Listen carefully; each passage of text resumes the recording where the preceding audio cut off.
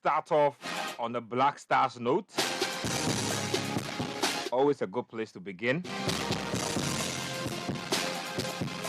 The squad is out. People are not happy that after watching a lot of league games, for the second time, Chris Hughton has not picked any local player for his side. I'll ask my people if that's worrying, if that's problematic. Dr. Randiabe, he is an executive council member of the GFA. He says that the monitoring around the various league centers is not just to identify players for the Black Stars, but for the national teams in general, so across board. So it's not like he's specifically looking for talent to augment the Black Stars. That's the word. But let me go into the squad itself. Pretty straightforward squad ever since Chris Hughton was introduced. So for goalkeepers, you have Atizigi, Joseph Wallacott, and Abdulmanaf Nuruddin. For defenders, Dennis Odoi, Ali Duseidu returns to the team after close to a 3-month injury layoff. Gideon Mensah is in the mix. Patrick Bozo makes a return as well. Dani Amate is here. Joseph Edu is here. Alexander Jiku and Nicolas Opoku. So they complete the defense. In midfield, you have Thomas Partey, you have Kudus Mohammed, Majida Shimeru, Salis Abdul Samed, Edmond Ado, Joseph Painto, Osman Bukari, Kamaldin Sulema, and Enes Nyama, the debutant. In attack, there's Andrea Ayew, there's Jordan Ayew, there's Inaki Williams, and there's Kwesi Otrivright. I honestly was shocked when I saw his name. But if you've been hearing the name for a minute, it dates back to when Kwesi Appiah was Black Stars head coach. Kwesi Appiah invited him. TK Akono invited him.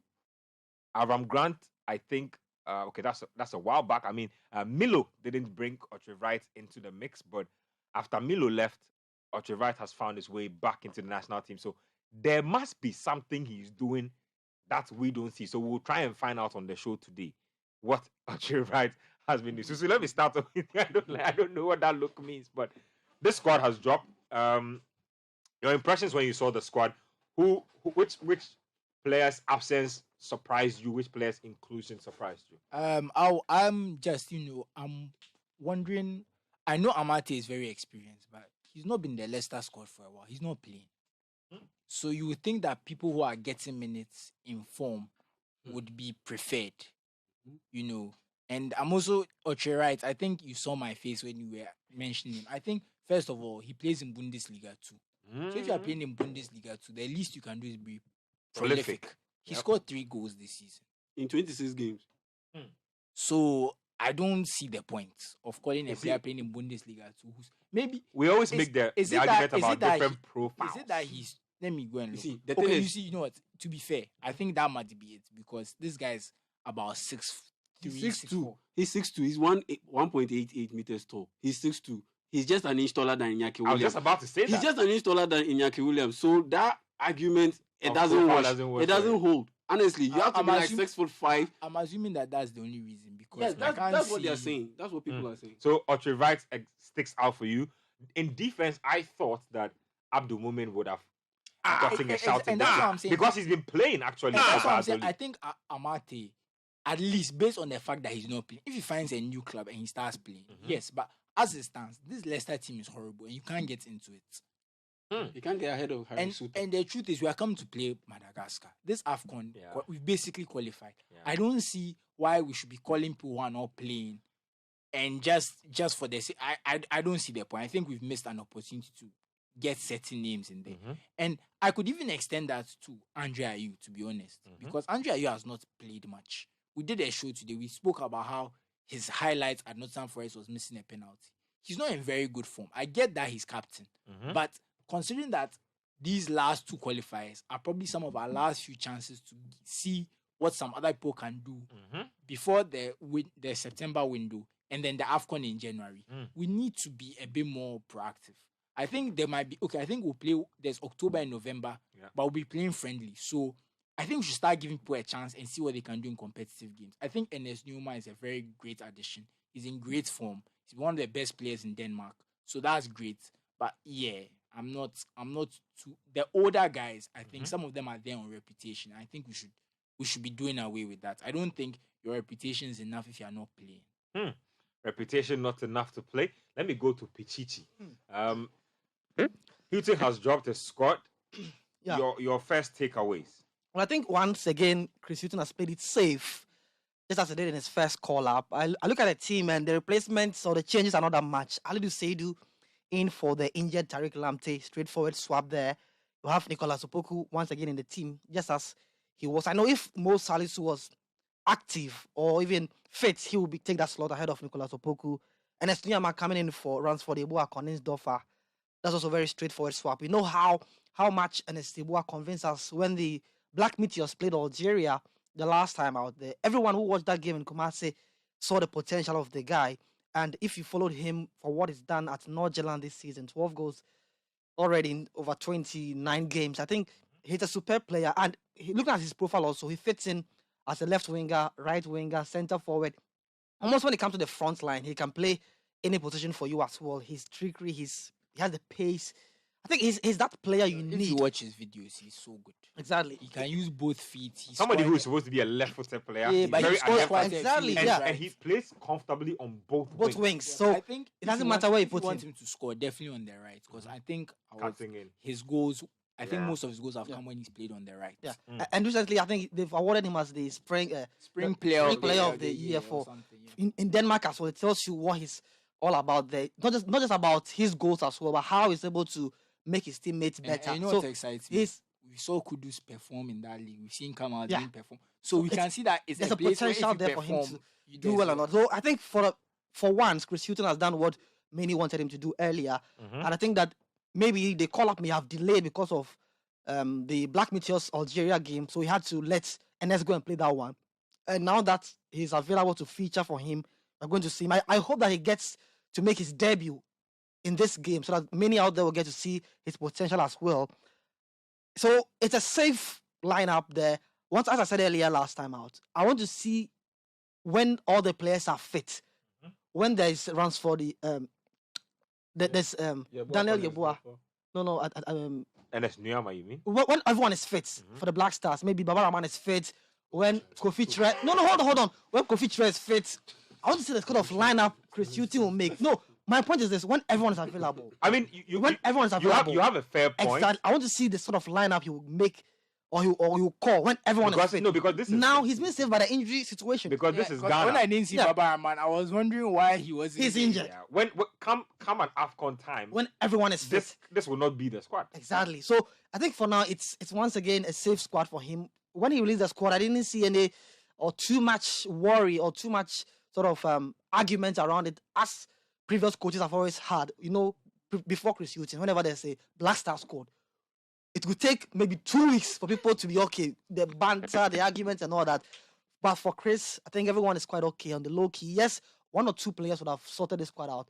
I think for, as coach said always, Abdul Mumin has done enough in the Spanish La Liga to merit another call-up. I really don't get it. Yeah, and once it's out... I don't understand why that boy is overlooked over and over and over. And he's very different from most of the centre-backs we have. What is this? Exactly. He passes out of the back better than most of our centre-backs. For me, I want to believe Chris has a plan for him. So let me leave that one there. Now, my final point will be on the local players who are missing out on this one. Let me say this again. At the moment, no one in the Ghana Premier League is convincing enough to make this Black Star squad. I know arguments are being made for any Gold Stars attacker. That's Abednego Tete. But my goodness, 32 years. He's 32 and he's just getting there. He's gone through. Abednego Tete of House of Oak. Yes, he's gone through a phase at House of Oak. What I woke up? What he doing? Why woke up? At House of Oak, it didn't really go well for him. At Betis United, it didn't go well for him. He's found his feet at BBNE, scoring now 16 goals in the Ghana Premier League. I think that anyone calling for his inclusion now should hold on to that thought. Hold on to that at all. Because he needs to prove his mettle. He needs to be consistent. We don't want to have that situation where we take local players to the national team. Maxwell Abekwe was there at the Black Stars level. We had this RTU boy. It's just for window dressing. Yeah, this RTU player was there. Abanga was in the Black Star setup some time ago. They don't get even 1 minute to play. So it's not just a matter of just calling them. Someone will say, oh, just call them and give them the exposure. Then no, we don't want it to be like, okay, you go there, just go and add to the numbers and come back. Others also feel that we need the local players in the Black Stars to help promote the league. Yeah. No, it is a wrong perspective. We can't use the Black Stars to promote our players and think that our league will be okay. We can invite all the top players in our league for the Black Stars, but once again, attendance will not increase. People will not want to watch the league because the basic errors in our league goes beyond just a Black Stars selection.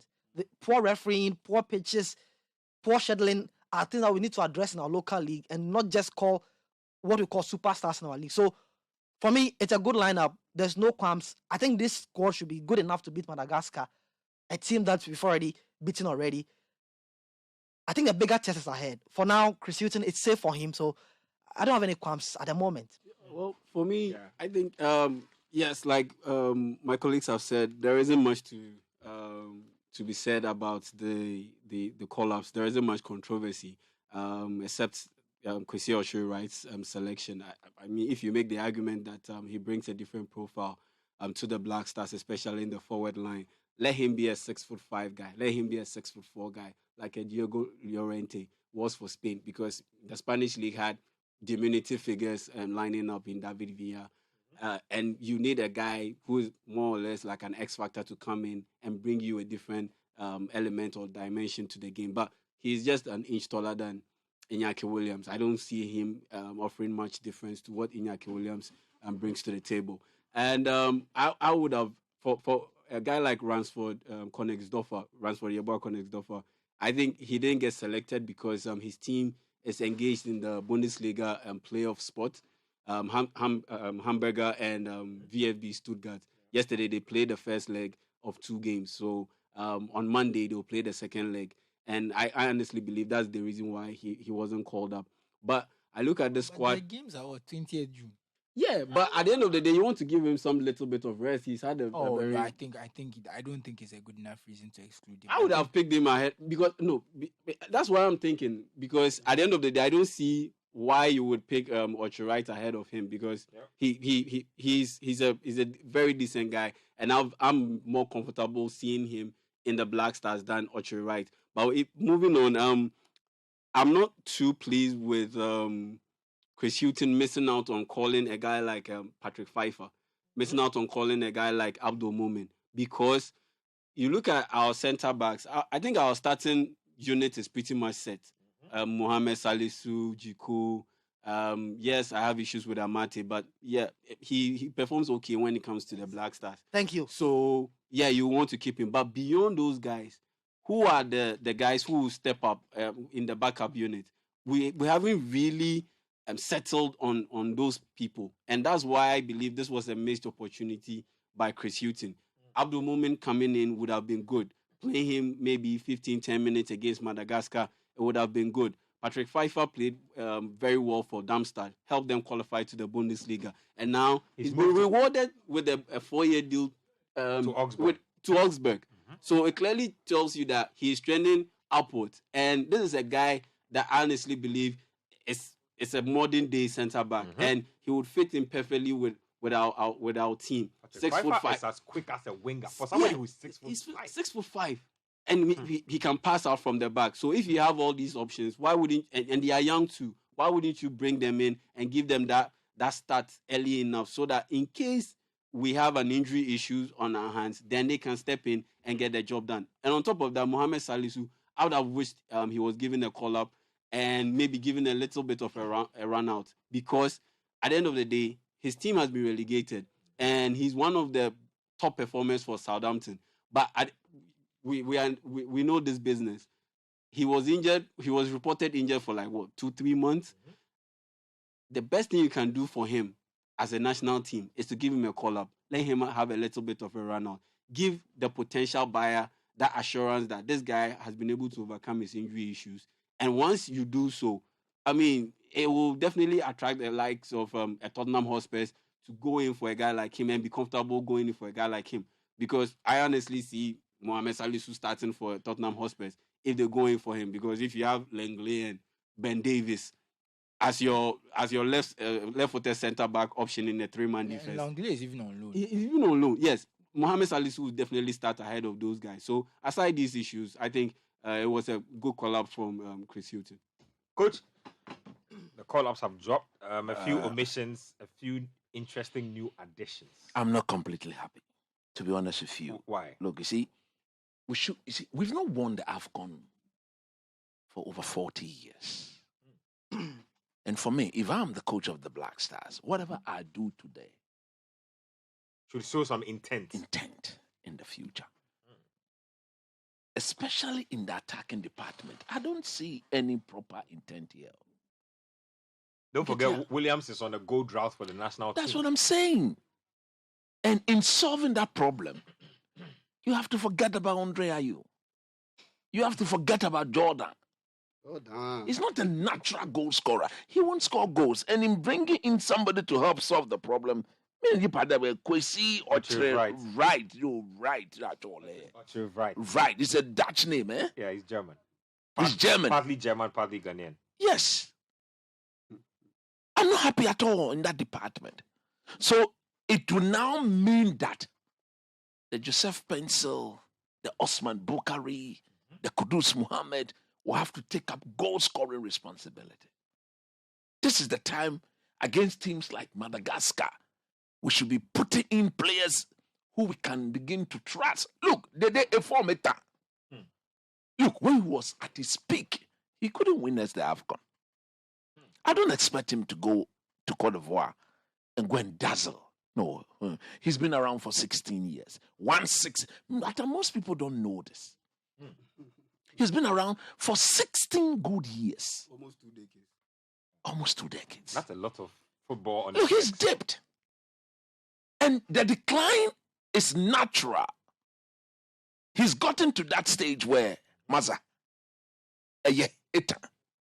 Jomohi, no more anybody can be able to me. Leave it and let the small boys now take control. So I have a problem with our attacking. Especially those guys in there as proper number 9 or proper forward. I don't think we are showing good intent in that area. 2. No more amate me ametai. Unless you don't want to be truthful and honest. For me. You think Hughton is choosing experience? You think he's not looking at what's happening in the EPL? I've always been saying this. Experience only becomes an advantage if and only if the player form is good, he's playing regularly. That is where his experience will aid him to deal with the situation better. But when he's not playing, his form is bad. What is experience? When Gigi Buffon was still the number 1 of Italy, he was the number 1 for Juventus. He was playing week in, week out. With all those years of experience. So when he stepped into the goalpost of the Italian national team, the difference was clear. I don't understand why at the moment will not be given a look into this. In fact, look, he should be the defender we should be looking at rather than the boy formerly of Brokum Chelsea. Nicolas Opoko. Yes! Yep. If anything at all, he's younger, we should be looking at the moment. He's a ball not Nicolas Opoko. Ball passing. He's a better defender than Nicolas Opoko. He passes the ball better. He anticipates better. He's got good speed. He's good in the air. What again? He is playing in the Spanish La Liga. Yep. For heaven's sake. How can you be looking down upon such a player? Chris Hughton, you should be careful. This is the first one. No, he should be told. When he sat at the press conference, are we going to win the cup? He says that, what is that? We've not won this thing for, how much money is he even taking? We need to know. Up to now, we don't know those details. That's actually True. criminal. That's criminal. True. Up to now, we don't know this. Remember, it will be communicated in due time. And we are still waiting in due time. Don't worry, there will be another national team presser who will be there. You see, you don't do these things if you respect the people of this country. You don't do things like that. He must be told.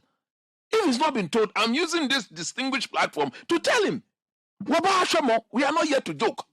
We are not going to Cote d'Ivoire to be added to the numbers. We are going there to make an impact. After all, we were part of the teams of Africa that went to the recent World Cup. So there must be that progress from the World Cup. You were there. You were part of the technical team. You took the $100,000 appearance fee. You took part. So everything should be pointing to what? We being thinking holistic and showing a proper intent that we are going to Cote d'Ivoire to do something. Minamate, ewale bashi, dede, ewale tan, fueje, they've lost about 6 to 7 yards of genuine pace. To the Nottingham Forest, eke numo, yakweje, obeche, bole mobo, yakweje, dinkepo, echie. So what we are saying is this: we need to be showing proper intent. This boy, the one who you mentioned, that centre back who has qualified, Fifer. You see, these are the people we should be calling to the team now. No, look, many of you are there. This is not. I don't even know Patrick Fifer. Look, I watched him. Look, if you go to YouTube, you see his video clips. When you look at what? Is this guy Ghanaian? Mm-hmm. Look at his height, look at his physique. Very dominant in the He's air. Always on his toes, on the mask. For somebody who is 6'5", he's very quick. Very, very quick. Yeah. Very quick, really dominant in the air.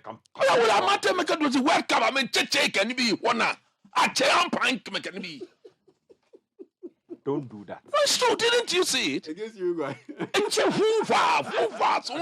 Don't do this. You see, look, Chris Hughton, we love him. We want him to succeed. But when you are bringing outlets to the Black Stars and we are seeing players who are not playing, so players who are not playing. That's my point. Because players who are not playing. Basically, from January, Amate has barely played. What is he doing in the team? He's been frozen out. You see, we shouldn't. And like I said, look at what Leicester are doing. And Amate can't get a game. Is that defense solid? And he can't get a game. It's actually damning. It is absolutely damning. So for me, look, I've looked at the list. The only place where I can say I'm a bit satisfied is the goalkeeping department. That is what we've got. We spoke about Edmond Addo. You said you were not too happy with him. Actually, based on his previous performance. No, but from the performance you watch, Edmond Addo, should he be in this team? Maybe the coach wants to give him one final chance. Black Stars, we don't do that at the Black Stars level. You mean if you come and you don't perform, cut it, you out. He's been given so many opportunities. True. Look, we saw that in 15 minutes. What Ashimero did. If you combine both legs, the first leg and the second leg, we played against Angola. Edmond Addo, he played combined over 100 and something minutes. You understand what I'm saying? Yeah. That is our most powerful department.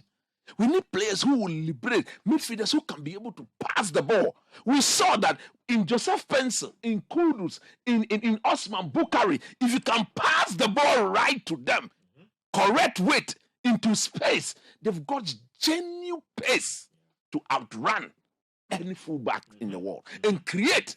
These are goal-scoring wingers. So first and foremost, technically, we need midfielders who can pass the ball to them in space. Edmond Addo, he can't even control and pass. Black Stars player, you can't control and pass. Look, we need to be serious here. We need to be.